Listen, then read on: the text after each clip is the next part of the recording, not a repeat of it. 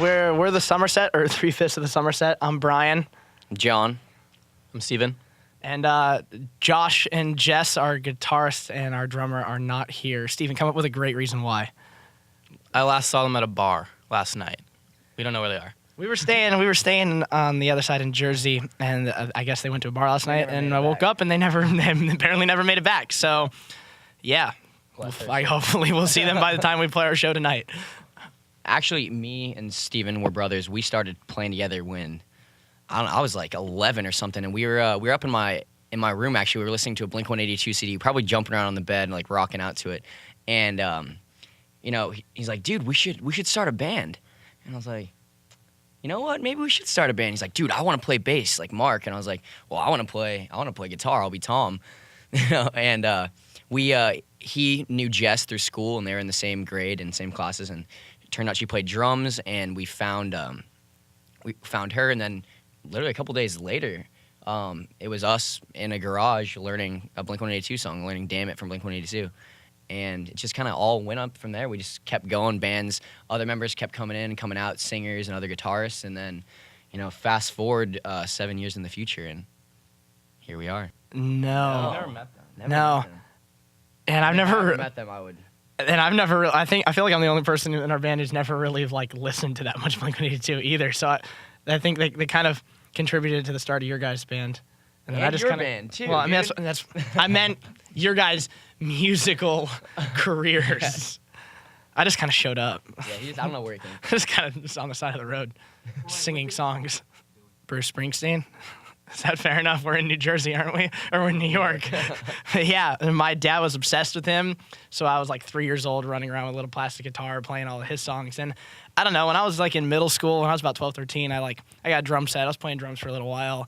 I tried to take guitar lessons, and I gave up, and then I just kind of started singing by accident when I was like 16 years old, just kind of at like an acoustic event at my high school because not enough people signed up to play, and I just kind of sat down and just started playing. And I don't know, kind of the response is pretty good. I guess I haven't really shut up since.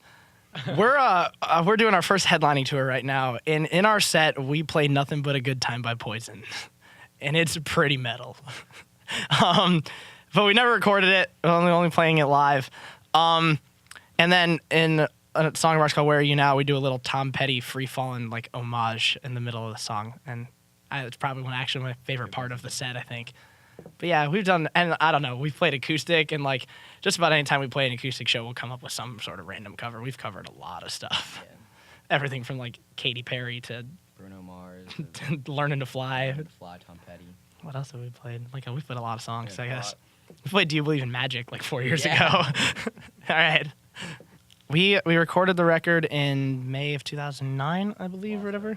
Yes. We were originally on a indie label out of California, and then we were they were not in, I think, the best situation or whatever, and we got a new manager, and we were just like, we just need to start recording a record anyway or whatever. And we just literally started recording this record, hoping somehow we would figure out our label situation by the end of it, and we did.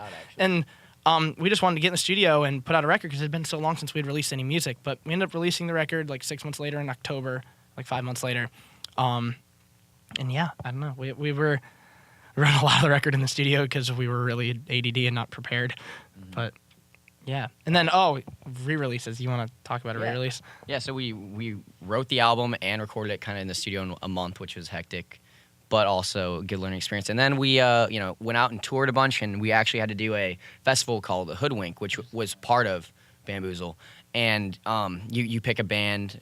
If people don't know how Hoodwink goes, you pick a band and you cover it, a whole set. And we picked Taylor Swift because we all are diehard country fans and diehard Taylor Swift fans. It was just fun. It was just a fun set to do, kind of match with our music. And we did it, and they had a guy at the board who was actually recording the live recording from the board.